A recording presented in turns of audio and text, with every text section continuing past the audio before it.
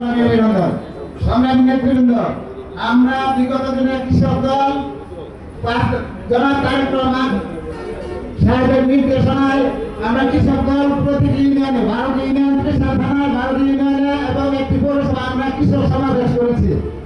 কৃষক সমাবেশ করার পরে আমরা কমিটি গঠন করে যাচ্ছি এবং আমাদের 12টি ইউনিয়নে 11টি ইউনিয়নে কমিটি দেওয়া হচ্ছে, 1টি ইউনিয়ন বাকি আছে। আমাদের কাজ চলমান। আমরা বিএনপি সরকার গঠন করলে কৃষকদেরকে কি দেব, কৃষি কার্ড দেওয়া হবে, সেই নমুনা এটা আমরা একটা লিফলেট করছি। আমরা লিটন ভাইয়ের নির্দেশে আমরা সেই লিফলেট প্রতিটি ওয়ার্ডে এবং বাজারে বাজারে আমরা লিফলেট বিতরণ চলমান। আমাদের বিভিন্ন ইউনিয়নে লিফলেট বিতরণ চলমান আছে।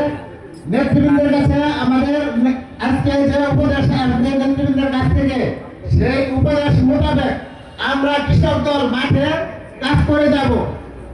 এই বলে আপনাদের নির্দেশনার অপেক্ষায় সকলকে ধন্যবাদ জানিয়ে আমি আমার বক্তব্য শেষ করতে চাই। পরবর্তীতে মহিলা দলের পৌর এবং উপজেলা শাখার যারা